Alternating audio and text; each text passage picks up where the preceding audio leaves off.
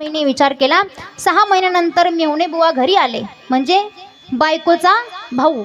मेवणे घरी आले आणि बायकोच्या भावाने सांगितलं, दाजी तुम्ही नुसता विचार करतात, विचार करण्याला अर्थ नाहीये, तुम्ही प्रॅक्टिकल सुद्धा या ठिकाणी झालं पाहिजे. मग विचार केल्यानंतर तुम्ही प्रयत्न देखील करून बघा का म्हशीच्या शिंगामध्ये पडल्यानंतर नेमकं होईल काय, गुंतल्यानंतर नेमकं होईल काय. बाबाने कुठल्याही प्रकारचा विचार न करता जो 6 महिने पूर्वी विचार केलाय काय होईल काय होईल काय होईल, तो विचार या ठिकाणी आचरणात आणला. आणि आचरणात आणल्यानंतर एक दिवस बाबाने त्या म्हशीच्या शिंगामध्ये उडी टाकली. उडी टाकल्यानंतर त्या म्हशीला मालकाने घरीच फार मारलेलं होतं. तिला ऑलरेडी त्या मालकाचा राग होता आणि हा वरून पडल्यानंतर त्या म्हशीने त्याला असं लोटलं, एका गटारात टाकलं. गटारात टाकल्यानंतर म्हाताऱ्याची साडी हार काढून मोडून गेली. जागेवर बसला म्हातारा. दवाखान्यात नेला आणि दवाखान्यात नेल्यानंतर डॉक्टरांनी विचारलं, बाबा एवढं 80 वर्ष वय झालं तुमचं, एवढे तुम्ही जुने या ठिकाणी, जुने घोडे या ठिकाणी, तुम्हाला विचार करता येत नव्हता का? म्हशीच्या शिंगामध्ये उडी टाकण्याच्या अगोदर तुम्ही काहीतरी विचार करायला हवा होता. बाबाने सांगितलं, डॉक्टर साहेब तुम्हाला कळत नाही, तुम्ही शांत बसा, 6 महिने हाच विचार करत होतो म्हणे. असा जर विचार असेल तर कधी हा भवसागर पार करून जाईल. मग तुकोबराय म्हणतात असा विचार नको. मग कसा विचार हवा? क्षणाक्षणाहाची करावा विचार. क्षणाक्षणाला विचार करा. कसा विचार करावा क्षणाक्षणाला? नाशिवंत देह जाणार सकळ. देह जाणारा आहे बाबांनो, जाण्याच्या अगोदर भगवान परमात्माचं भजन व्हावं, माझ्या हातनं या ठिकाणी कोणाची तरी सेवा व्हावी, माझ्या हातनं काहीतरी वारीची सेवा घडावी, संतांची सेवा घडावी, याचा विचार असावा. मानव विचार प्रधान आहे, म्हणून निरर्थक विचार केल्याने काही या ठिकाणी अर्थ उरत नाही जीवनाला. जीवनाला अर्थ आणायचा असेल तर सारासार विचार पाहिजे जीवनामध्ये. त्याचबरोबर पारमार्थिक विचार पाहिजे. किती पारमार्थिक विचार असावा? महाभारतामध्ये महात्मे नेहमी या ठिकाणी पितामह भीष्मांचं वर्णन करतात.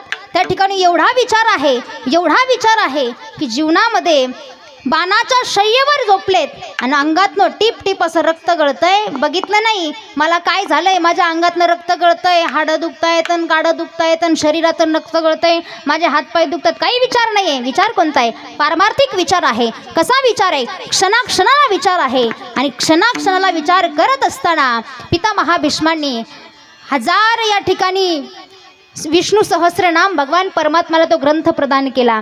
विष्णू सहस्रनामाचा ग्रंथ भगवान परमात्म्याला प्रदान केल्यानंतर जगाच्या मालकानं रडावं आणि पितामह भीष्मांनी क्षणाक्षणाला पारमार्थिक विचार करावा. का विचार करावा?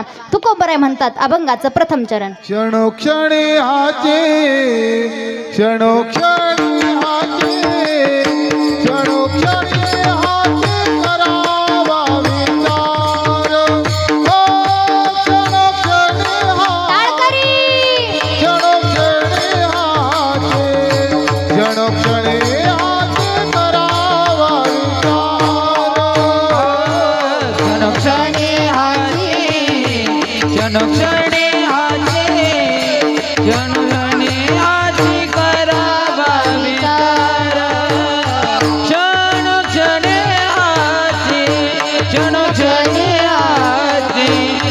क्षणी हाची करावा विचार.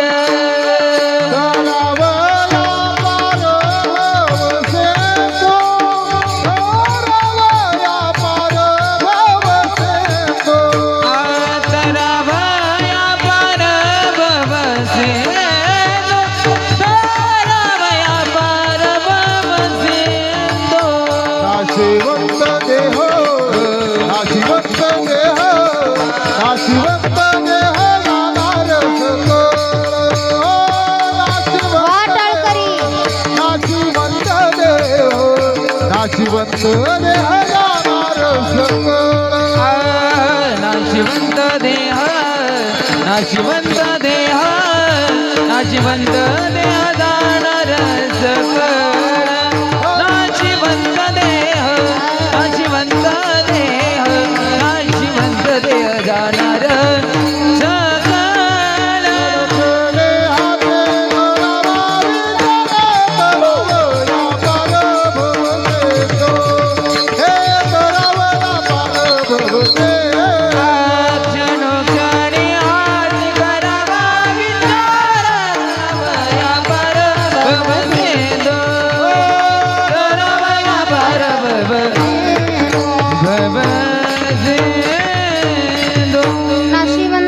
देह जाणार सकळ क्षणोक्षणी हाची करावा विचार. क्षणाक्षणाला विचार आहे. बाणाच्या शय्येवर पिता महाभीष्म झोपलेत आणि बाणाच्या शय्येवर पडलेले असताना सुद्धा पारमार्थिक विचार करणारा महात्मा आहे. देवाचा विचार केला.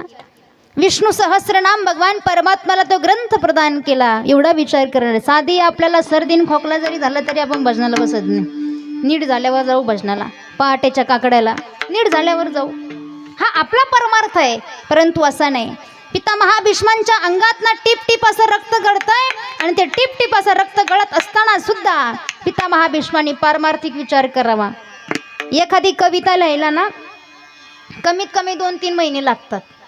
ते अक्षर जुळवायचे आणि आपल्या कविता काय अशा शेवटचं अक्षर जुळलं का आपली कविता झाली. परंतु 1008 विष्णू सहस्रनाम या ठिकाणी भगवान परमात्म्याला प्रदान करावं.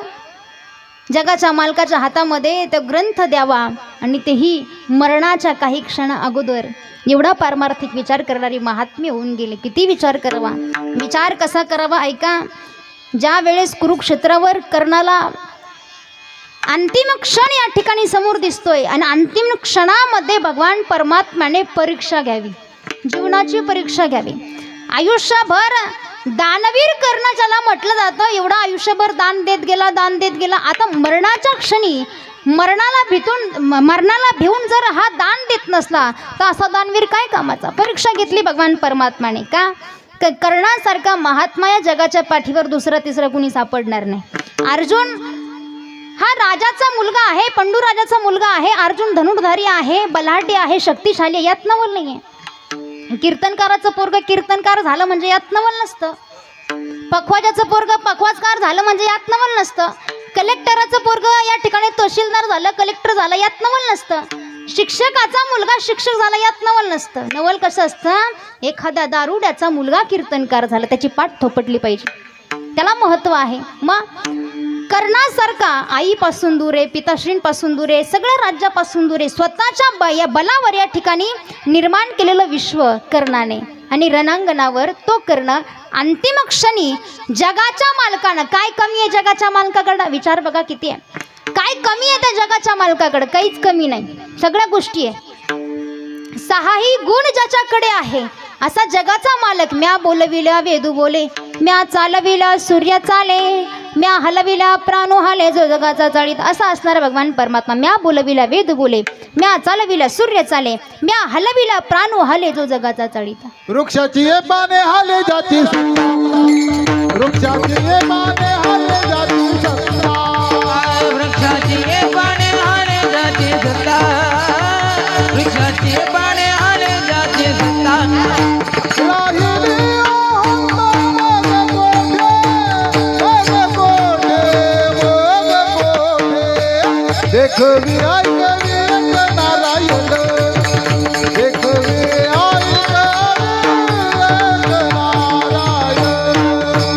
राहिली अहंकार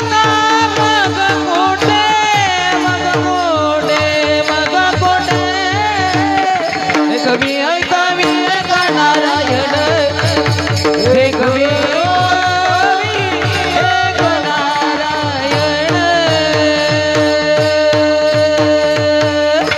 वृक्षाची पान हले ज्याची सत्ता, ज्याच्या बोलवल्याने वेद बोलतो, ज्याच्या चालवल्याने सूर्य चालतो, ज्याने हलवला तर प्राण हलतो.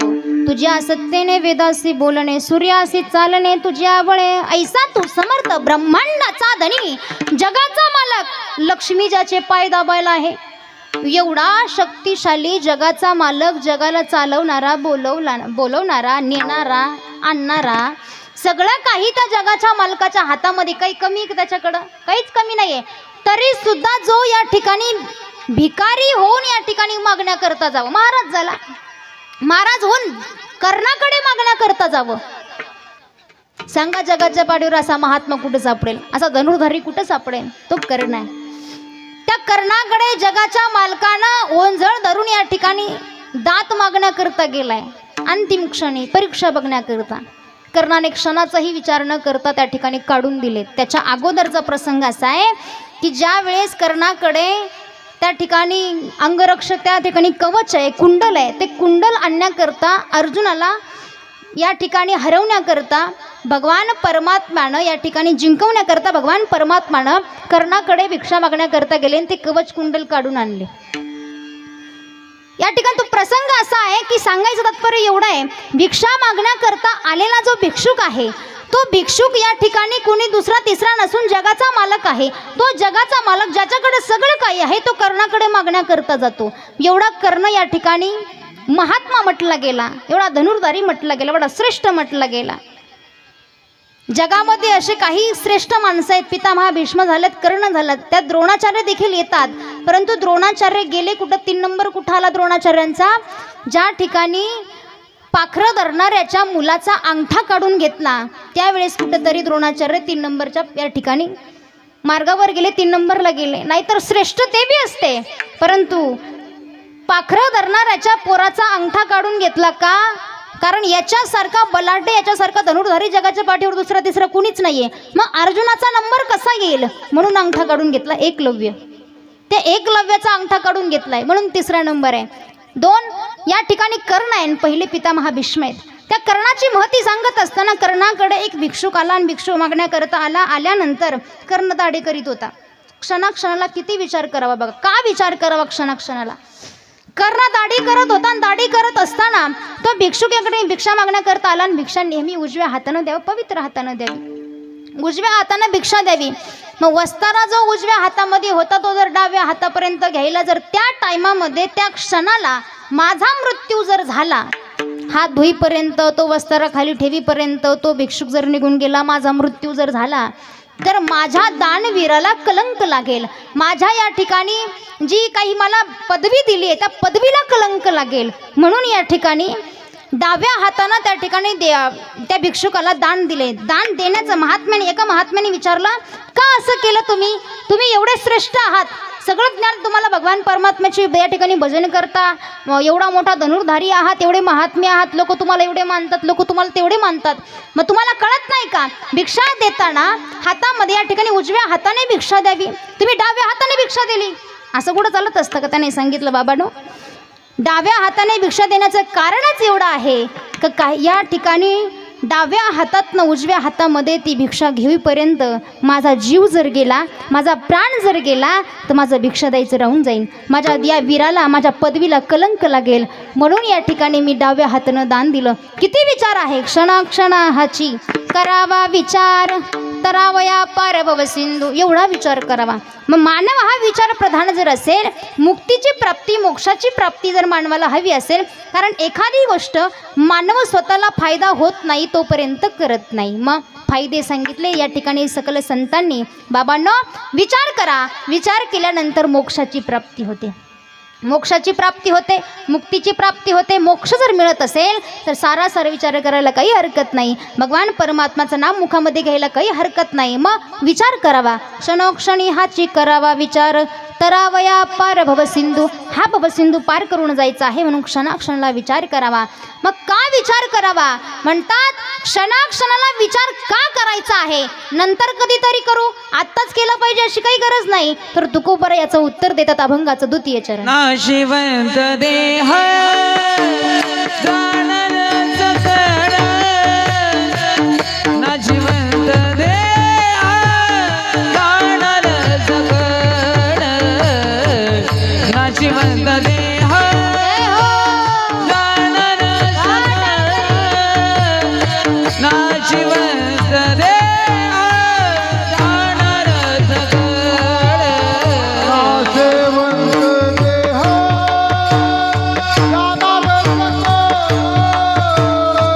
नाशिवंत देह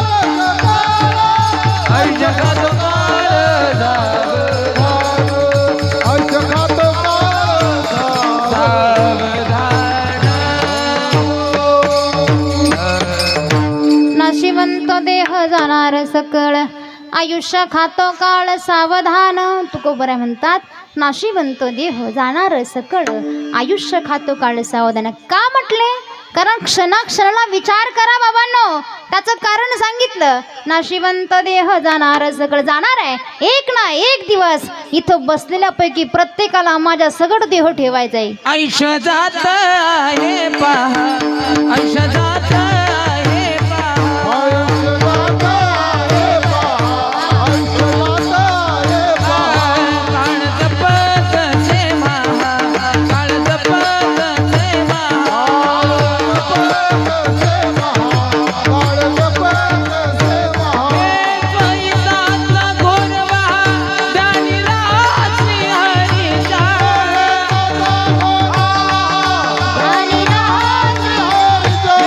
द्वैतातला घोरवा दानिला श्री हरीचा हे राम राम स्वरादी राम राम स्वरादी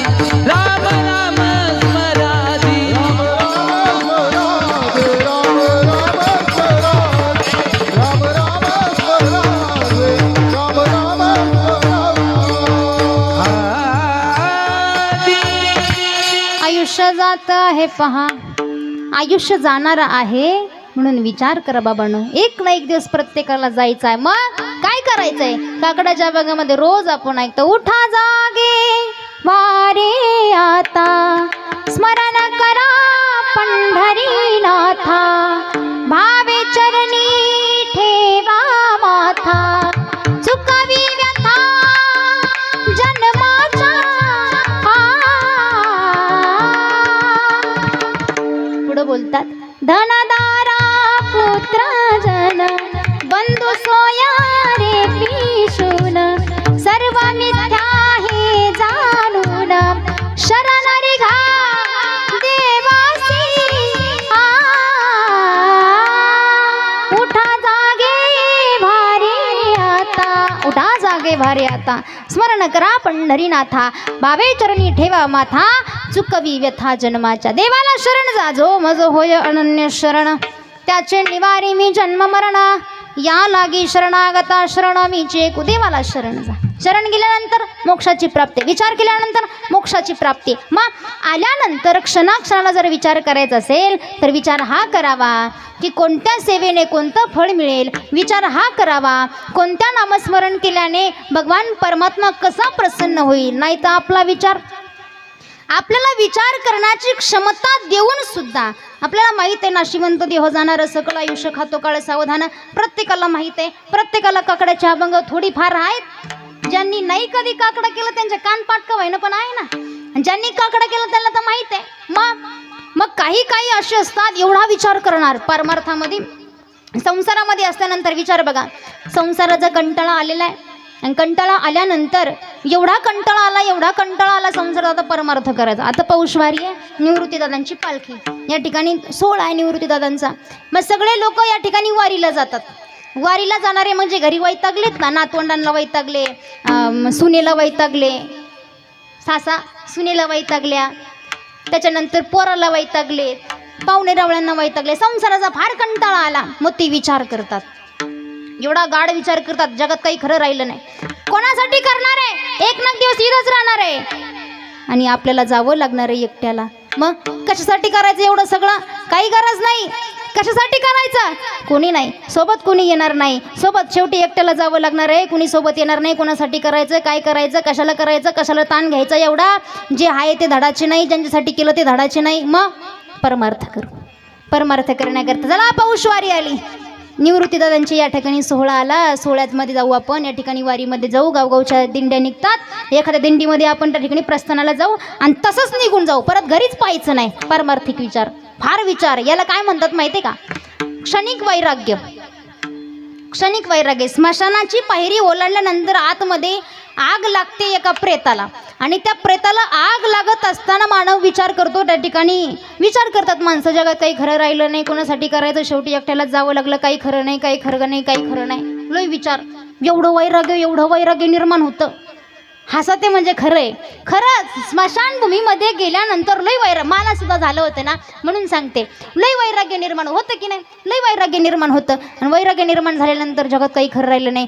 तीच प्रेताला आग लागल्यानंतर गरका मारून एकदा पायरी ओलांडली, गावात आले, ऊसाला पाणी भरायचंय, कांद्याला पाणी भरायचं. कांद्याचे भाव किती वाढले, ऊसाचे भाव किती वाढले. स्मशानभूमीमध्ये जगात काही खरं राहिलं नाही. कोणासाठी करायचं, आता काहीच करायचं नाही हा विचार केला होता ना बाबा. बाहेर निघाल्याबरोबर तुला लगेच या ठिकाणी संसार सुचला.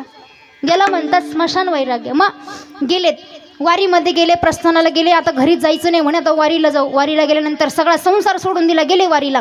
वारीला गेल्यानंतर तिथं जाऊन घेतात बाया बांगड्या आणि लोक घेतात गोंगड्या. म्हणजे हा संसार सोडून परमार्थामध्ये आलेल्या लोकांनी परमार्थात सुद्धा संसार सुरू केला. एवढे विचार करणारे, एवढे सारासार विचार करणारी माणसं आहे. मग विचार कसा असावा, कोणता विचार असावा? विचार करत असताना विचार करा, नाशिवंत देह जाणार सकळ, आयुष्य खातो काळ सावधान. हा काळ आपलं आयुष्य खातोय हा विचार करा. मग काळ जर आयुष्य खात असेल याचा विचार आपल्याला येतोय, तरी सुद्धा तो जर आचरणात आणत नसेल तर तुमच्या आमच्यासारखा बेवकूफ माणूस या जगाच्या पाठीवर दुसरा तिसरा कुणीच नाही. किती मूर्ख आहेत आपण, सगळं माहीत आहे. निमित्ताचा धनी केलं असे प्राणी तुका म्हणे, म्हणूनही व्यर्थ गेला. व्यर्थ जाण्याचं कारण आहे की आपण निमित्त मात्र आहोत ते विसरून गेलो. माहीत आहे आपल्याला, सगळं माहीत आहे. शेवटी यावं एकट्याला लागतं, जावं एकट्याला लागतं, सगळं माहीत आहे. सगळी प्रमाणं पाठ आहे, सगळं काही पाठ आहे आपल्या. तरीसुद्धा हा संसार आपण करतो. मग अशी म्हणतो देह जाणार सकळ. म्हणून बाबांनो क्षणाक्षणाला विचार करा, का क्षणाक्षणाला विचार करा. एक ना एक दिवस देह आपल्याला ठेवायचा आहे, एक ना एक दिवस आपल्याला माती आड व्हायचं आहे. मग होण्याच्या अगोदर विचार बी असा करावा की जीवन जगत असताना कसं जगावा. जीवन जगत असताना विचाराला फार महत्त्व दिलं गेलं, कारण मानव हा विचार प्रधान आहे. अगोदरच तू कोपराय म्हटले. मग जर प्रत्येक व्यवहारामध्ये विचार विचार विचार विचार जर करावा लागत असेल तर मग ऐका, विचार कसा असावा. रोज देवाला आंघोळ घालणं म्हणजे देवाची पूजा होते, हा विचार डोक्यातनं काढून टाका. रोज देवाच्या मंदिरात गेल्यानंतर देव मला प्रसन्न होईल, हा विचार डोक्यातनं काढून टाका. का घरी जर माय बापाला भाकर देत नसाल आणि देवळात जाऊन तुम्ही 8-8 घंटे देवाची पूजा करत असेल, तो देव कसा डोक्यात दगड नाही घालायचा तुमच्या आमच्या? घालील ना, घालील ना. महिला मंडळ आहे का, घरी सासूला भाकर नाही, सासऱ्याला चहा नाही आणि तुळशी लगर के मारीत आहेत. तीच जर ते कमळात जर तुमच्या डोक्यात पडला मग काय होईल? कधी तुम्हाला ती प्रसन्न व्हायची? कशी होईल प्रसन्न? आणि तुम्ही नुसत्या वाराच करत फिरला, घरी मायबापाला भाकरी दिल्या नाही, नीट बोलला नाही, तो कधी तो देव तुम्हाला प्रसन्न व्हायचा? कधी पंढरीचा पांडुरंग तुमच्या तिथं यायचा आहे? मग बघा, जगाचा मालक 28 युगापर्यंत उभा राहतो, त्याचं कारण असं आहे मायबापाची सेवा आहे. सकळ तीर्थाची धुरे जे कामाता पितर. किती सेवा आहे? पारमार्थिक विचार आहे. जरूर भक्त पुंडलिकाने मायबापाची सेवा केली तर सकल संतांनी सांगितलं जगाचा मालक 28 युगापर्यंत उभं राहावं लागतं. 4च युग माहिती, कलियुग, सत्ययुग, त्रेतायुग, द्वापरयुग. क्रमानुसार तुम्ही लावा. विठ्ठल विठ्ठल विठ्ठल विठ्ठल मग 4च युग जर आपल्याला माहित आहे तर जगाचा मालक 28 युगापर्यंत उभं आहे. 28 बाकीचे कुठे गेले? बाकीचे तर आपलं काही घेणं देणं नाही, आपल्याला 4 माहीत झालेले झालं. त्याच्यात कलियुगाची एवढी बॉम्ब चालू केली. लय कलियुग असा, लय कलियुग तसा.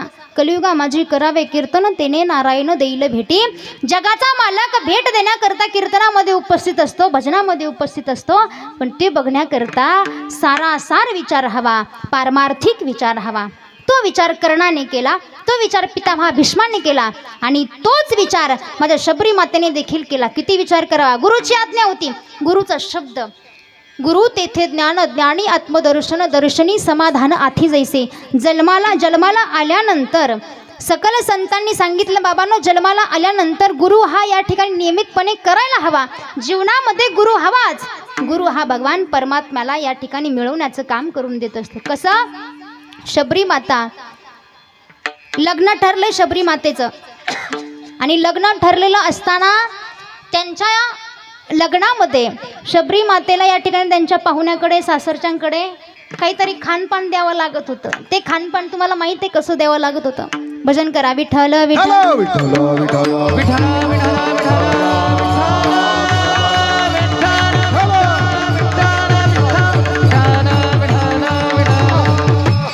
खानपान द्यावं लागत होतं. मग कितीतरी कापायची ठरवली. कळलं ना तुम्हाला? इथं सांगायची गरज नाही. कितीतरी ठरवले, बापाने ठरवलं असं असं जेवण द्यायचं. मग शबरी मातेने विचार केला. विचार बघा किती पारमार्थिक असेल त्या महिलेचा, त्या स्त्रियेचा विचार किती पारमार्थिक असेल. विचार केला, माझ्या लग्नामुळे जर हे निर्दोष पशु जर या ठिकाणी मृत्यू पावत असेल आणि मृत्यू जर येत असेल, कापले जात असतील, तर मी अविवाहित राहिलेले कधी चांगलं. रात्रीतनं या ठिकाणी निघून गेल्या शबरी माता. निघून गेल्यानंतर मातंग ऋषींची भेट झाली. गुरुची या ठिकाणी शब्द कानावर पडले, एवढी सेवा केली, एवढी सेवा केली तू माझी, मी गेल्यानंतर प्रभू रामचंद्र तुला भेट देण्याकरता येतील, तुझं दर्शन घेण्याकरता येतील. शबरी मातेने गुरुची आज्ञा आणि गुरुने केलेले संस्कार लक्षात घेऊन आचरणात आणून रोज भगवान परमात्म्याची वाट बघत बसायची. जब मेरे राम जी का होगा शबरी की कुटियों का पावन होगा. मेरे राम जी का आवन होगा, शबरी की कुटियों का पावन होगा. आएंगे रघुराई उनको आसन पे बिठाऊंगी, मीठे मीठे बैल अपने हाथों से खिलाऊंगी.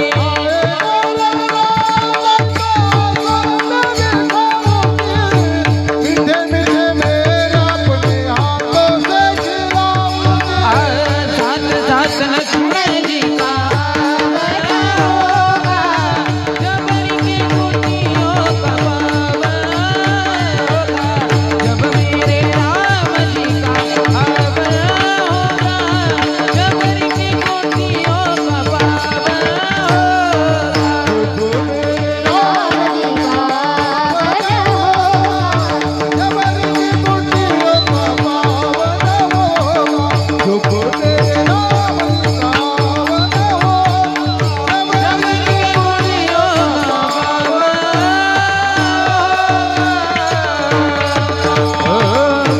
जब मेरे राम जी का वन होगा, शबरी के कुटियों का पावन होगा. आएंगे प्रभु राम तो आसन पे बिठाऊंगी, मीठे मीठे बेर अपने हाथों से खिलाऊंगी. साथ साथ लखन जी का आवन होगा, मेरे प्यारे नयनों का पावन होगा. गोड शबरी माता रोज या ठिकाणी भगवान परमात्मा येणार आहे म्हणून आपल्या केसाने रस्ता झाडायची. काय शबरी मातेचा विचार असेल, काय पारमार्थिक विचार असेल. गुरुची आज्ञा, गुरुचा शब्द अंतकरणामध्ये आत्मसात करून शबरी मातेंनी कितीतरी वर्ष प्रभू रामचंद्रांची वाट बघितली. शेवटी जगाच्या मालकाला फिरून यावं लागलं शबरी मातेला भेटण्याकरता. हा पारमार्थिक विचार असतो. मग हाच विचार तुकोबारांनी करायला लावला. बाबांनो, जन्माला आल्यानंतर विचार करा, नाशिवंतो देह जाणार असं कळा. जाणार आहे देह, पण जाण्याच्या अगोदर असा विचार करा, कधी मी देवाचं भजन करेल. जन्माला आलाय ना, एक दिवस नरदेह ठेवायचा आहे. पंचतत्वाचा बनलेला हा नरदेह प्रत्येकाला ठेवावा लागणार आहे. प्रत्येकाला माट्याड करावं लागणार आहे. तिथं तुमचं आमचं काही चालणार नाही. देव हे काळाचं आणि धनु कुबेराचं. इथं आपलं काही नाही. सहज लोक आम्हाला कीर्तनाला नेलं की म्हणत असतात, ताई या बांधापासून त्या बांधापोत सगळं आपलंय, सगळं आपलंय, दुसरं तिसरं कोणाचंच नाही. या बांधापासून त्या बांधापोत ही आमकी जमीन आपली, तमकी जमीन आपली, तो बंगला, या गाड्याचं गॅरेज, आमकं तमकं, गाड्या घोड्या सगळं दाखवतात मला. जशी मला स्वैरिक जमवायची असं अगदी प्रेमानं दाखवतात. इथल्यांचं नाही, आमच्या तिकडल्यांचं सांगते. दाखवतात मला, ताई ह्या बांधापासून त्या बांधापोत. ती खालची माता असते ना, ती भूमी, ती मैया त्याला म्हणत असती, अरे वेड्या, आजा मेला पंजा मेला, बाप मसना गेला. देखत देखत ना तू पण तो येतय साधारा. देखत देखत ना तू पण तो येतय साधारा.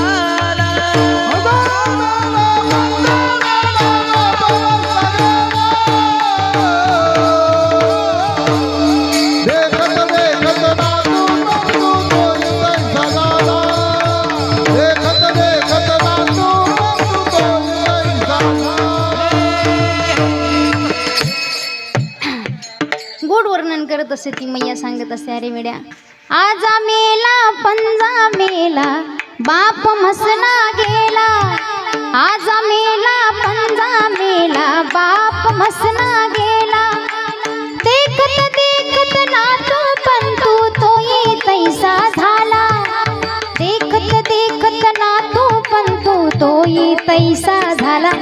म्हणून भगवान परमात्माचं भजन करा, देवाचं भजन करा. का सगळं नेणारा तो आहे, ठेवणारा तो आहे. देह हे काळाचे, धन कुबेराचे, येथे मनुष्याचे काय आहे? आपलं काही नाही. देह काळाचा आहे, तो काळ घेऊन जाणार आहे. धन कुबेराचा आहे, सांगता कबडी गेली नाही. लंके माझी घरे किती ती ऐका, एवढी काशाची, तांब्याची, सोन्याची, अख्खी सोन्याची लंका आहेत रावणाकडं. शेवटी जावं लागलं, चुकवता आलं नाही, त्यालाही चुकवता आलं नाही. किती श्रीमंती रावणाकडे, 33 कोटी देवता रावणाच्या घरी कामाला आहे. आपल्या 1.5 एकर आणि 2 एकर कुठं लावी त्या?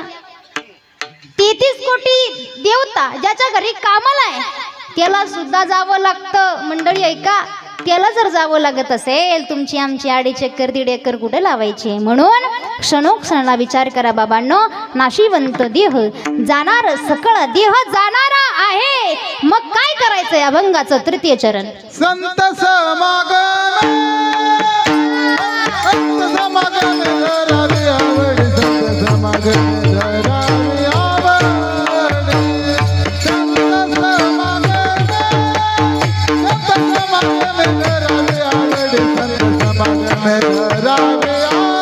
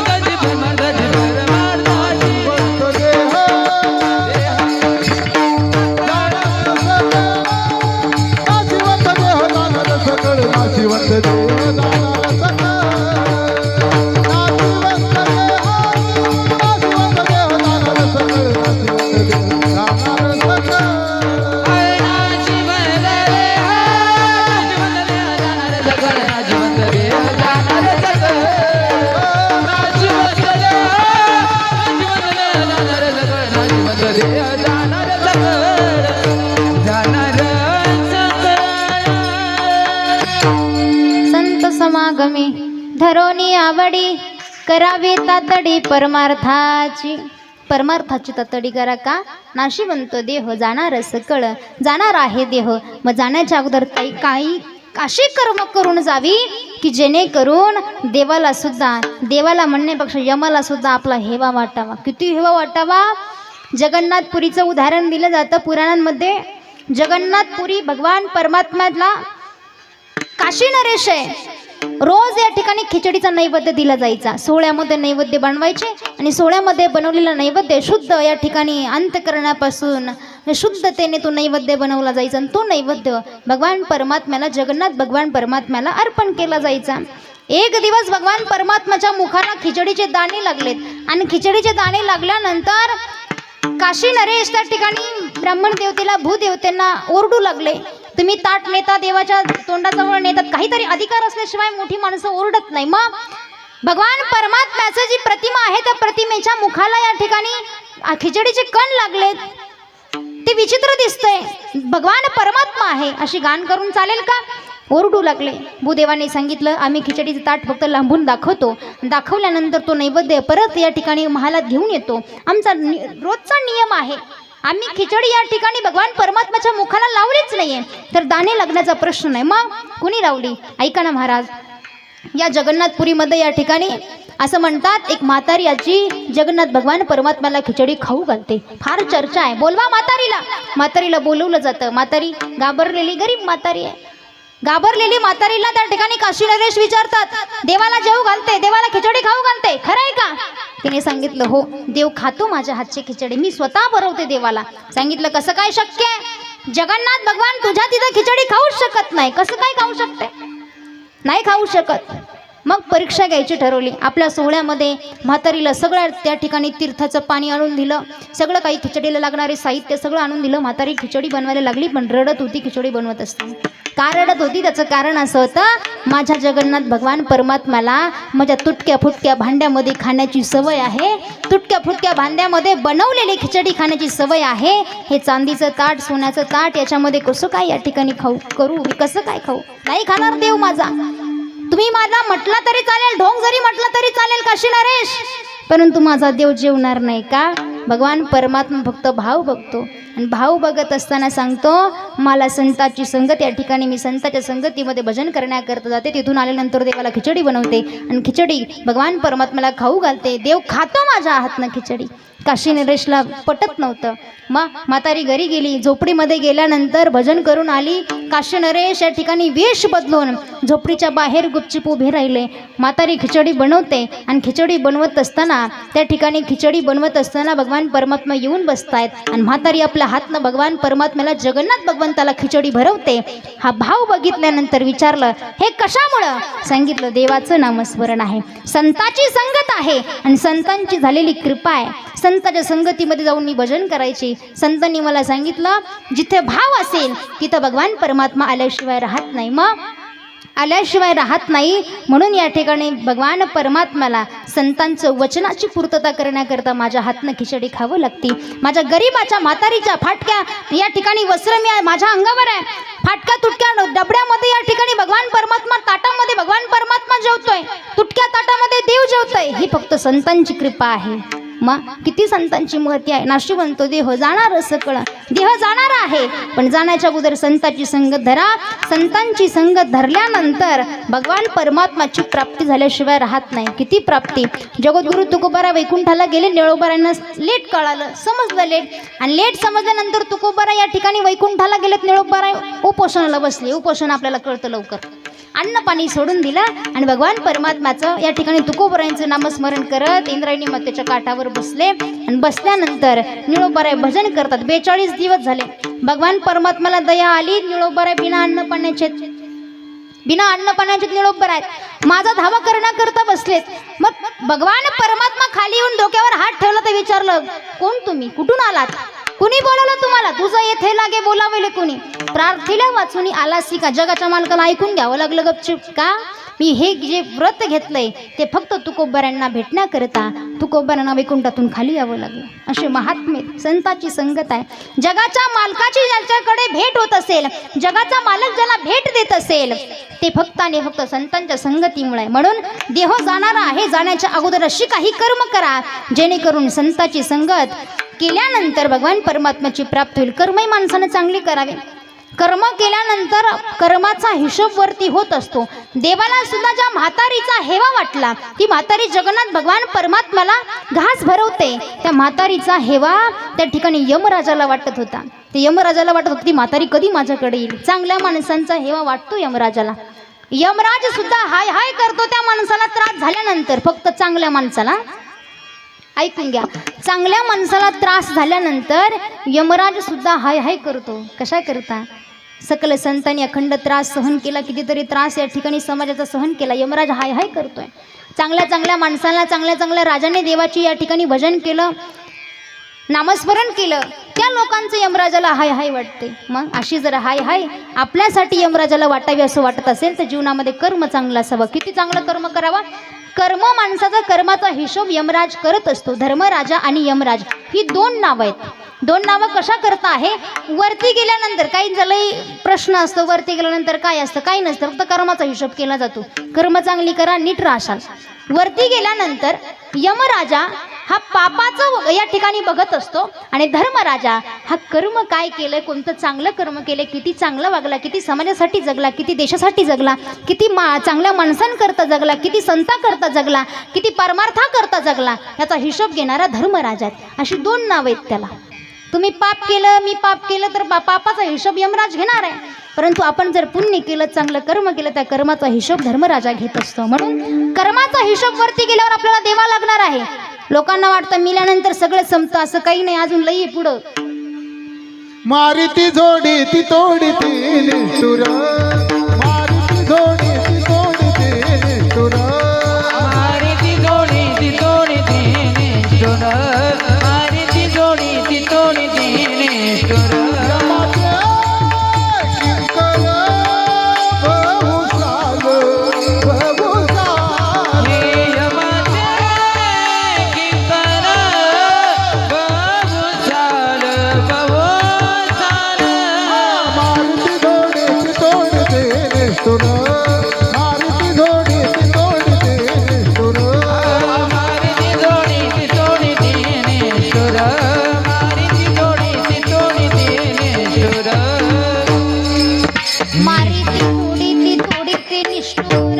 यमाचे किंकर बहुसाल.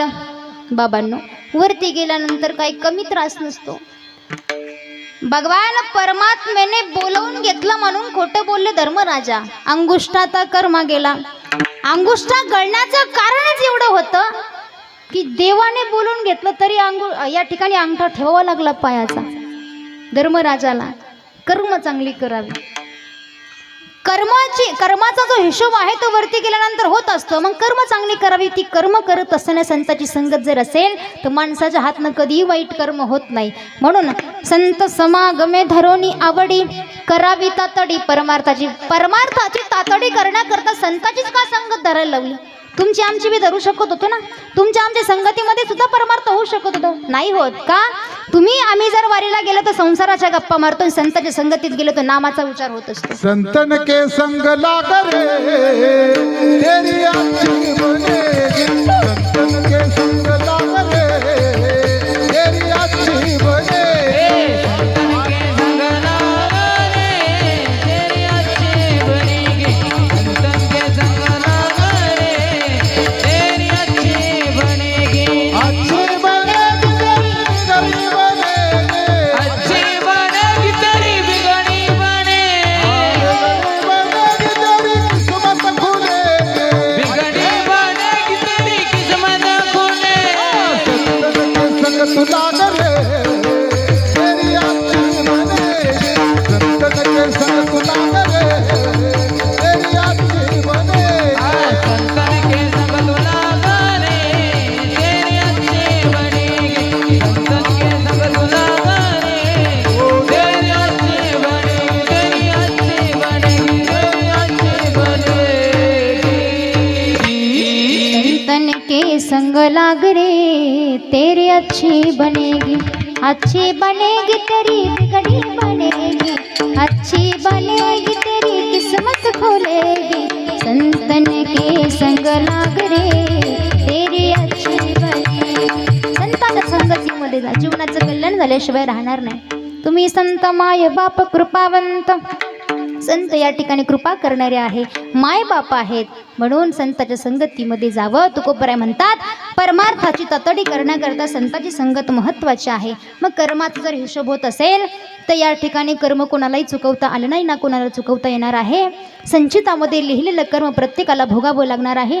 भोगणंच या ठिकाणी भाग आहे. ते संचितामध्ये लिहिलेलं आहे, ते कोणालाही चुकवता येत नाही. मग काय करायचं आहे तर संताची संगतीमध्ये जाऊन भगवान परमात्माचं भजन, आणि भजन करत असताना असं भजन करावं की जेणेकरून देवसुद्धा म्हणेल काय भजन करतो, नाही तर गाव म्हणतं काय भजन करतात. वारीमध्ये भजनाची या ठिकाणी वारीमध्ये तर जाऊ द्या, पण गावोगावी शनिवारचं, कधी कधी गुरुवारचं, कधी कधी सोमवारचं भजन असतं, एकादशीचं भजन ऐकूच वाटत नाही. खरं सांगायचं नाही ऐकू वाटत का? असं का म्हणता महाराज? त्या भजनामध्ये तिरस्कार असतो, त्या भजनामध्ये भांडणं असतात, त्या भजनामध्ये गुळावरून भांडणं असतात, त्या भजनामध्ये चहावरून भांडणं असतात. असं ते जुनी लोक आहेत, अगदी सुंदर भजन करतात, पण ह्या सगळ्या गोष्टी त्या भजनामध्ये असतात. मग संताची संगतीमध्ये जा, भजनाचा आनंद कळेल. किती भजनाचा आनंद कळेल? निवृत्तीदादांच्या वारीमध्ये गेल्यानंतर भजनाचा आनंद आहे, माऊलीच्या सोहळ्यामध्ये गेल्यानंतर भजनाचा आनंद आहे, पंढरपूरची वारी केल्यानंतर भजनाचा आनंद आहे. गोड भजनं या ठिकाणी वारीमध्ये होत असतात. गोड भजनं, तुकोबरांच्या गाथ्याचं या ठिकाणी भजन असेल, भजनी मालिकेतलं भजन असेल, काकडा भजन असेल, सगळं काही एवढं सुंदर भजन होतं. मग ते भजन करत असताना या ठिकाणी परमार्थाची तातडी, त्यालाच म्हणतात संताच्या संगतीमध्ये जाऊन भजन केल्यानंतर परमार्थाची तातडी आपोआप होत असते. मग आल्यानंतर संताची संगत करायला लावली आहे, संतांची संगत केल्यानंतर परमार्थाची तातडी आपोआप झाल्याशिवाय राहणार नाही, म्हणून संताची संगत आहे. आणि परमार्थ योग्य रीतीने करायचा असेल तर संतांच्या संगतीत जावं लागतं, दुसरं तिसरं कोणी नाही. तुमचं आमचं चांगलं व्हावं हे फक्त मृत्यू लोकामध्ये आहे. जोपर्यंत जिवंत आहे तोपर्यंत मायबाप अंतकरणामध्ये विचार करतात. आणि दुसरी माझी संत आहे, संत इतके कृपाळू आहेत, जे गा रंजले गांजले त्यासी म्हणे जो आपुले, तोची साधू ओळखावा देव तेथीची जाणावा. विठ्ठल विठ्ठल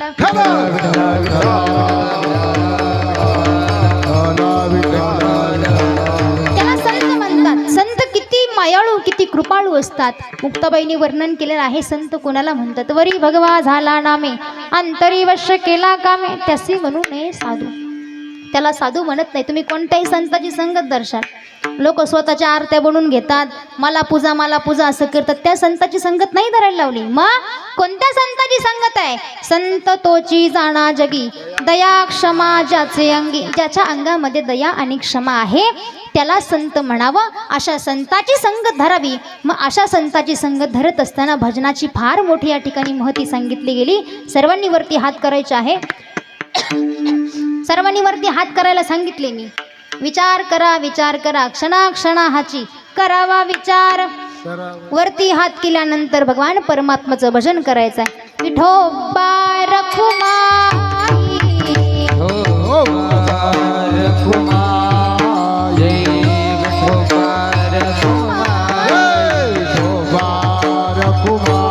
हरी हरी विठोबा रखुमाई, जय जय विठोबा रखुमाई.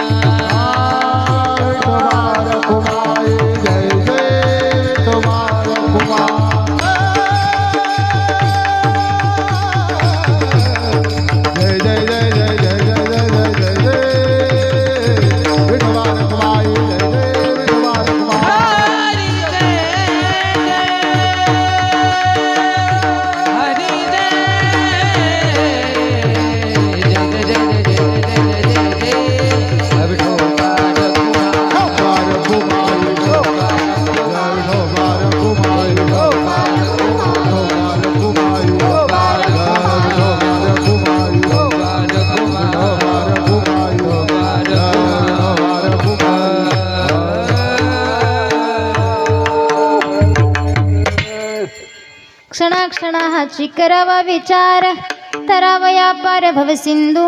नाशिवंत देह जाणार सकळ, आयुष्य खातो काळ सावधान. संत समागमी धरोनी आवडी, करावी तातडी परमार्थाची.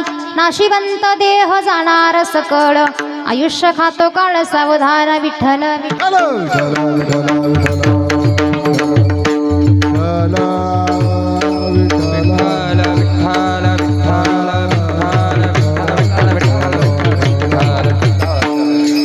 जगत असताना माणसानं चांगलं कर्म करावं, काहीतरी कोणासाठी तरी आपण कामी यावं, असं माणसाचं जीवन असलं पाहिजे. हा विचार करावा. क्षणोक्षणी हाची करावा विचार. मानव विचार प्रधान आहे, म्हणून या ठिकाणी विचार करायला लावला बाबांनो. क्षणाक्षणाला विचार करा. संताची संगत असू द्या. संतांच्या संगतीचं सुख काय सांगायचं आहे. कितीतरी सुख आहे संतांच्या संगतीमध्ये. मग जाणार आहे नाशिवंत देह, जाण्याच्या अगोदर चांगली कर्म करा. चांगली कर्म कशी करा. कुणीतरी समाजाच्या कामी यावं, कुणीतरी एखाद्या गरिबाच्या कामी यावं, कुणीतरी एखाद्या या ठिकाणी वारकऱ्याच्या कामी यावं, कुणीतरी वारकऱ्याची सेवा करावी, कुणीतरी परमार्थाची सेवा करावी, कुणीतरी संतांची सेवा करावी, कुणीतरी भगवंताची सेवा करावी. ज्याच्यानं काही नाही झालं, त्याने मायबापाची जरी सेवा केली तरी या ठिकाणी सगळं पुण्य त्याच्या पदरामध्ये पडत असतं. ज्या वेळेस आपल्या घरातले अधिष्ठात्री देवता तृप्त असेल, त्यावेळेस प्रत्येक देवतेची आपल्या या ठिकाणी सेवा आपल्या हातून सेवा झाली असं या ठिकाणी फळ आपल्याला मिळत असतं. फक्त घरातली अधिष्ठात्री देवता तृप्त असली पाहिजे. ती जर अतृप्त असेल, वेगळा आशीर्वाद तुम्हाला देईल, तुमचं अहित होईल, हे मायबाप कधी अंतकरणामध्ये या ठिकाणी साठवत नाही, कधी विचार करत नाही अंतकरणामध्ये. तुमचं चांगलंच व्हावं, परंतु अतृप्त असलेले आई वडील आशीर्वाद देताना सुद्धा त्या आशीर्वादामध्ये रोष असू शकतो, राग असू शकतो. तो आशीर्वाद तुम्हाला आम्हाला लाभणार नाही. मग आई आपले या ठिकाणी घरातले अधिष्ठात्री देवता जी असेल ती तृप्त असायला हवी. अधिष्ठात्री देवता म्हणजे आपले मायबाप, ते मायबाप तृप्त असायला हवे, तेव्हा भगवान परमात्म्याची उत्कृष्टपणे सेवा होईल. देवाकडे जाण्याच्या अगोदर मायबापाची सेवा, संतांची सेवा, मग भगवंताची सेवा, अशी पायरी या ठिकाणी लिहिलेली आहे. मग ती पायरी आपण पार केली पाहिजे. मायबापाची सेवा करावी, संतांची सेवा करावी. ज्याच्याकडनं काही नाही झालं त्याने समाजाची सेवा करावी. ज्याला एखाद्याला आई वडील नसले, नाही सेवा करता येते, मग समाजाची सेवा करा. तीही एक प्रकारची सेवा आहे, त्याचंही पुण्य तुम्हाला कधी ना कधी मिळणार आहे. देशाची सेवा करावी. विचार करत असताना बघा, क्षणाक्षणाला विचार करावा. देह जाणार आहे, देह जाणार आहे, हाच विचार करणारे या जगाच्या पाठीवर सीमेवरले सैनिक आहे. जर विचार केला नाही, जर त्यांनी विचार केला काही गोष्टीचा की जाऊ द्या बाबा, आपल्याला काही रक्षण करायचं नाही, काही घेणं देणं नाही, जाऊ द्या, मरू द्या, उद्या करता येईल, त्यांनी जर क्षणभर डोळे बंद केले, क्षणभर हा विचार केला की कोणाकरता करतो आपण, कोणासाठी करतो, जे आपल्याला कधी विचारत नाही. 26 जानेवारी आली, 15 ऑगस्ट आला, तेवढ्यापुरते मर्यादित आपण असतो. इतर वेळेस आपलं कोणी विचारही करत नाही. तेही एका टायमाला विचार करतील ना, तेही विचार प्रधान आहे, तेही विचार करतील कोणाकरता करायचं, कोणाचं रक्षण करायचं. जाऊ दे, थोड्या वेळ झोपच घेऊ. थोड्या वेळाच्या झोपीच्या नादामध्ये आपला इकडं धूर झाला तरी त्यांना काही घेणं देणं नाही आहे. होईल ना, क्षणभर जरी त्यांनी डोळे बंद केले तर आपला कधी धुराळा होईल सांगता येत नाही. मागं तुम्ही अनेक प्रसंग बघितले. आता उद्या 26 जानेवारी एवढे देशभक्त निर्माण होतील. अजून एक सांगू, आजच्या या वर्षश्राद्धाच्या कीर्तनामध्ये, या सेवेमध्ये सांगते ऐका. ध्वज फडकवण्याचा अधिकार त्या व्यक्तीला असतो ज्या व्यक्तीचा मुलगा सीमेवर लढतो. पहिली गोष्ट, ध्वज फडकवण्याचा अधिकार त्या व्यक्तीला असतो ज्याचं राष्ट्रगीत पाठ असतं. फार महत्वाची गोष्ट आहे. राष्ट्रगीत पाठ नाही, तू झेंड्याला सलामी देतोय. सलामी कशी देता हे बी माहीत नाही. नुसता उभा राहतोय झेंडा फडकवायला, तुला मान सन्मान दिला म्हणजे. तुला जर राष्ट्रगीत पाठ नसेल, या ठिकाणी आपल्या भारताचं राष्ट्रगीत जर ज्याला पाठ नसेल, त्या व्यक्तीला झेंडा फडकवण्याचा अधिकार आहे किंवा नाही हे तुम्ही सांगा. आहे त्याला? कसं काय अधिकार आहे? ना त्याचा मुलगा सीमेवर आहे, ना काही नाही, त्याच्या हातनं जगाची सेवा, ना देशाची सेवा आहे, ना समाजाची सेवा आहे. अशा व्यक्तीला झेंडा फडकवण्याचा अधिकार देतो आपण. किती शोकांतिक आहे. झेंडा फडकवण्याचा अधिकार या 26 जानेवारीला लक्षात घ्या. थोडं बदलून घ्या, जरा विचार करा. क्षणाक्षणाला नका करू, परंतु कमीत कमी टायमिंगला तरी विचार करावा. चांगला विचार करावा, टायमिंगला तरी विचार करावा. 26 जानेवारीला आपण ज्याला झेंडा फडकायला बोलवतो त्याची राष्ट्रगीत अगोदर पाठ घ्यावी. एका खोलीमध्ये कळू देऊ नये लोकांना नाही कळू द्यायचं. मोठी माणसं आहे, अधिकार मोठा आहे, आपण काही बोलत नाही, पण ऐका सत्य परिस्थिती. खोलीमध्ये अगोदर त्याच्याकडनं राष्ट्रगीत पाठ करून घ्या. झेंड्याला सलामी कशी देते हे विचारून घ्या, मग त्याला झेंडा फडकवण्याचा अधिकार द्या. असं कोणालाही थोडी. ज्याचा मुलगा सीमेवर रात्रंदिवस आपल्या लक्षणाकरता आपला देह जिजवतो, आपला प्राण अर्पण करतो, त्या मायबापाला तो झेंडा फडकवण्याची या ठिकाणी अधिकार आहे. तो झेंडा फडकवण्याचा अधिकार आहे. आजच्या 26 जानेवारीला लक्षात घ्या बाबांनो.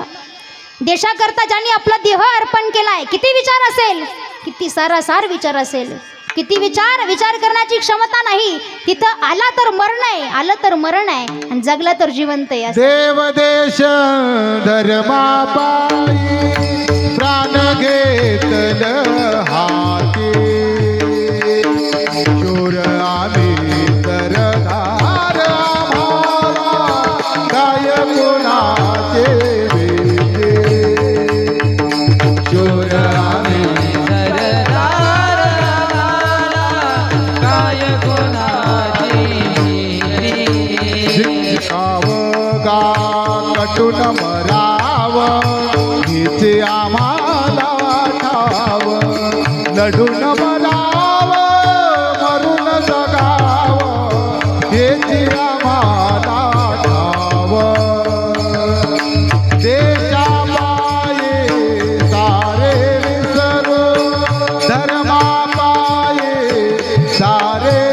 विसरू माया ममता नाते शूरावे सरदार काय गुणाचे भिडे शूरावे सरदार काय गुणाचे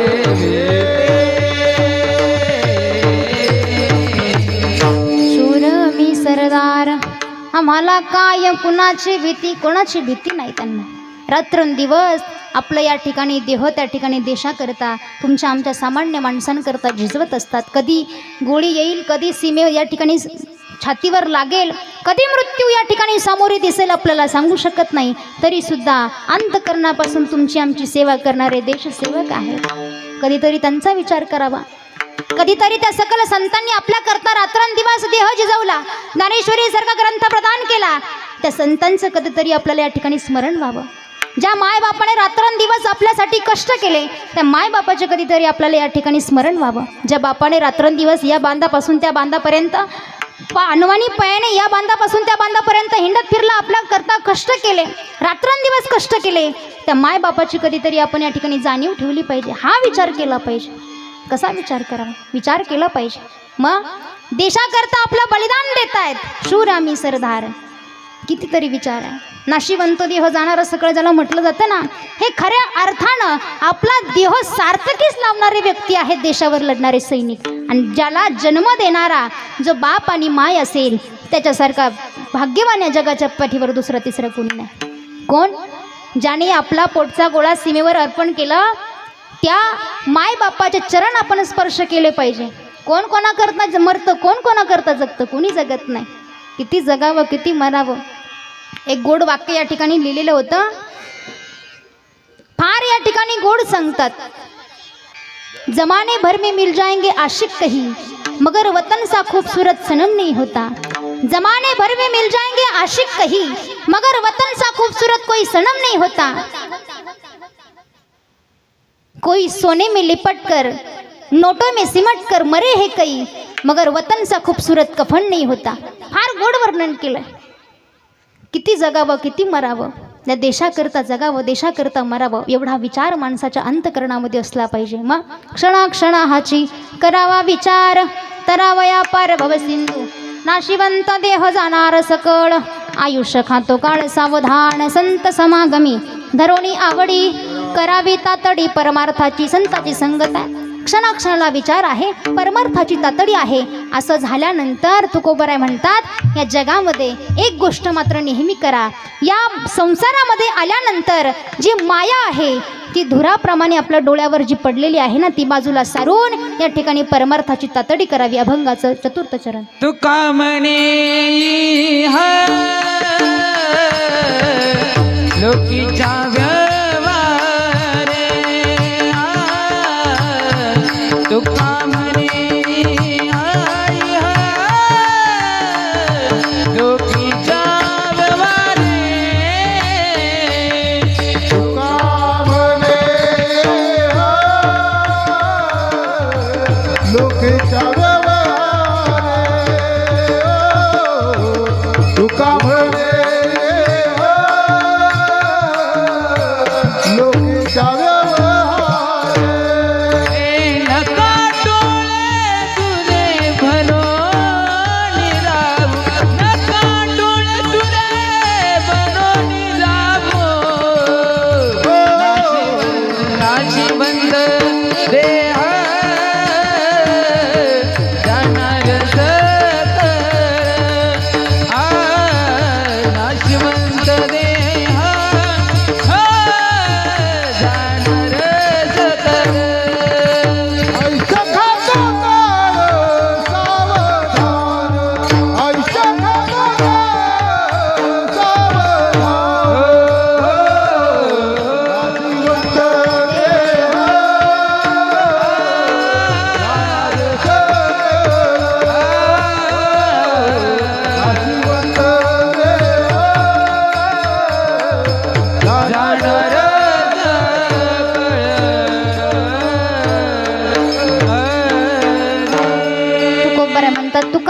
नये का? मरणाची सरे उत्तमाची वरे कीर्ती मागे जीवन जगताना असं जगावा की जेणेकरून हा संसार फलकट आहे, हा संसार नाशिवंत आहे. या संसारामध्ये आल्यानंतर एक ना एक दिवस जावं लागणार आहे, अनेक कष्टाला सहन करावं लागणार आहे.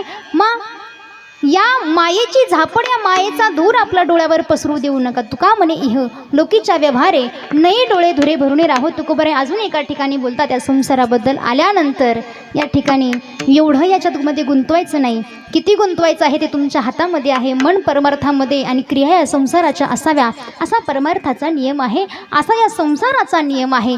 तो नियम या ठिकाणी फॉलो करत असताना सांगतात, जळो आता संसारू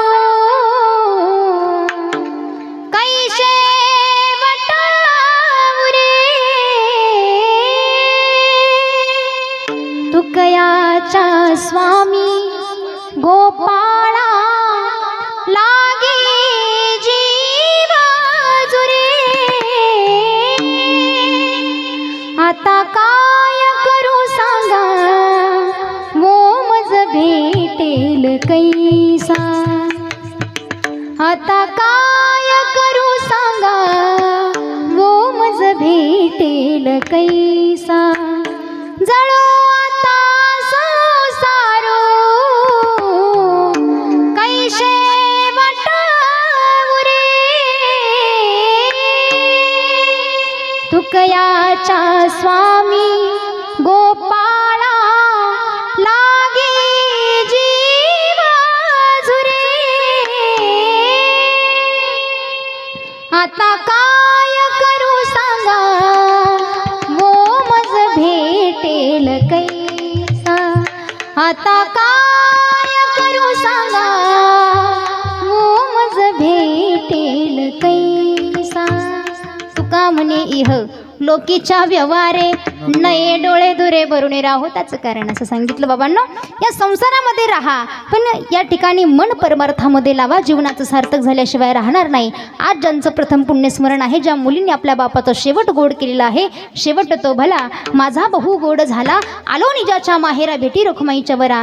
या ठिकाणी भगवान परमात्माने आपल्या चरणाशी बाबा या ठिकाणी जागा दिलेला आहे की मुलींनी एवढा शेवट गोड केला. कोळी कन्यापुत्र होती जे सात्विक, तयाचा हरिक वाटे देवा. दुसरं काही सांगायची गरज नाही. ज्याचं प्रमाण तुकोबरायांच्या मुखातनं निघालेलं जे अमृतवाणी आहे, ते अमृतवाणी एखाद्याच्या जीवन कार्यामध्ये जर लागलं, त्याच्यासारखा श्रेष्ठ माणूस नाही. का? तुकोबरायांच्या मुखातनं निघालेलं अमृतवाणी फक्त चांगल्या माणसांच्याच या ठिकाणी जीवन कार्यात लागत असतं. मग जीवनाचा शेवट गोड आहे. सुंदर सोहळा बापाचा या ठिकाणी, शेवटचा सोहळा या ठिकाणी या मुलींनी केलेला आहे. संपूर्ण गमे परिवार या ठिकाणी साजरा करत आहेत. खऱ्या अर्थानं या बापाची सेवा मुलींच्या लग्नाच्या अगोदर बापानं जावं, तरी लग्न झाल्यानंतर तरी या ठिकाणी मुलगा असेल, या ठिकाणी बाप असेल, या बहिणींनी आपला भाऊ गमावलेला आहे, बाप गमावलेला आहे, एका पत्नीने आपला पती, आपला मुलगा. खऱ्या अर्थानं दुःख हे या ठिकाणी सावरण्यासारखं नाही आहे, परंतु संपूर्ण परिवार त्यांच्यासोबत आहे आणि आज त्याच मुलीने आपल्या बापाच्या जीवनाचा शेवट या ठिकाणी गोड केलेला आहे. खऱ्या अर्थानं द्यावे तेवढे धन्यवाद कमी आहे. कुळी कन्यापुत्र होती जे सात्विक, तयाचा हरिक वाटे देवा. खऱ्या अर्थानं आज या कन्येचा भगवान परमात्माला सुद्धा हेवा वाटेल, देवाला सुद्धा आवडतील असा सोहळा या ठिकाणी केलेला आहे. सुंदर नियोजन आहे, आयोजन आहे, अन्नदानाची या ठिकाणी सेवा आहे. सगळ्या प्रकारचे या ठिकाणी पाहुणे मंडळी, कुठून कोण आले मला काही माहीत नाही, सगळ्यांची नावं घेणं शक्य नाही, पण सगळ्यांना एकखट्टी धन्यवाद, एकत्रित धन्यवाद. आणि त्याचबरोबर या परिवारालाही मुख्यतः धन्यवाद आहे. बापाच्या जीवनाचा शेवट गोड आहे, सोहळा गोड आहे. आलेले सर्व सज्जन श्रोते, प्रत्येक क्षेत्रातील मान्यवर असतील, प्रत्येक क्षेत्रातील सज्जन श्रोते असतील, सर्वांना या ठिकाणी धन्यवाद आहे. गोड सिस्टीम आहे, त्यांनाही या ठिकाणी धन्यवाद आहे. त्याचबरोबर माझ्यासोबत आलेले माझे छोटे बंधू हरिभक्तीपरायण सूरज महाराज लाड, गोड मृदंग वादन आहे, त्यांनाही या ठिकाणी धन्यवाद. विनेकरी बाबा असतील त्यांनाही धन्यवाद. त्याचबरोबर महिला मंडळ असेल त्यांनाही धन्यवाद. तुळशीवाल्या माता असतील त्यांनाही धन्यवाद. त्याचबरोबर हार्मोनियम वादक बाबा असतील त्यांनाही या ठिकाणी, गावचं भजनी मंडळ आहे, सर्वांना या ठिकाणी धन्यवाद आहे. ज्ञात अज्ञात वयस्कर मंडळी, ज्ञानाने मोठे सगळे श्रेष्ठ असणारी मंडळी आहेत, सगळ्यांना या ठिकाणी धन्यवाद आहे. माझे काकाश्री या ठिकाणी आलेले आहेत, त्यांनाही या ठिकाणी धन्यवाद. त्याचबरोबर आमचे गोड या ठिकाणी पंचकृषीचे दोन्ही भूषण या ठिकाणी आहेत. हरिभक्तीपरायण आमचे गुरुवर्य या ठिकाणी बाबासाहेब महाराज गायकवाड गुरुस्थानी असणारे, त्यांनाही या ठिकाणी धन्यवाद आहे. गोड गायन आहे आणि खऱ्या अर्थानं तळेगावचं म्हणण्यापेक्षा काकडवाडीचं उत्तम भूषण आहे. खऱ्या अर्थानं कोणताही क्लास नाही, कोणतंही काही नाही, तरी सुद्धा एवढं उत्कृष्ट गायन आहे. सगळ्या या ठिकाणी महाराष्ट्राचं भूषण असलेलं या ठिकाणी सुंदर गायनाचार्य हरिभक्तीपरायण बाबासाहेब महाराज गायकवाड, त्यांना या ठिकाणी धन्यवाद आहे. त्याचबरोबर आमचे बंधू या ठिकाणी सोमनाथ महाराज दिघे, त्यांना या ठिकाणी धन्यवाद. माझ्या आधीपासनं या ठिकाणी परमार्थात असलेली व्यक्ती आहे आणि मला लहान लेकराला साथ करावी माझंही भाग्य आहे. म्हणून म्हणावंसं वाटतं, मज पामराय काय थोरपण पायीची वाहनं पायीवरी. खऱ्या अर्थानं सगळ्यांना या ठिकाणी धन्यवाद देऊन बसलेले सज्जन श्रोते, भक्तिमत माता, भक्तिमत पिता, सगळ्यांना या ठिकाणी धन्यवाद आहे. तरुण वर्ग असेल, सगळी या ठिकाणी वयाने श्रेष्ठ असणारी मंडळी, सगळ्यांना या ठिकाणी धन्यवाद. पुन्हा गमी पाटील परिवाराला धन्यवाद आहे. त्या मुलींना या ठिकाणी धन्यवाद आहे, मला आमंत्रित केलं. त्याचबरोबर आमच्या राजूभाऊंनी ही सेवा माझ्यापर्यंत पोहोचवली, त्यांनाही या ठिकाणी धन्यवाद आहे. आणि सगळ्यांना धन्यवाद देऊन ही सेवा माझ्या ठाकूरजींच्या ज्ञानोबरायांच्या चरणी सेवा समर्पित करून सेवेला पूर्ण विराम. ज्ञानेश्वर माऊली, ज्ञानराज माऊली तुकाराम. ज्ञानेश्वर माऊली ज्ञानराज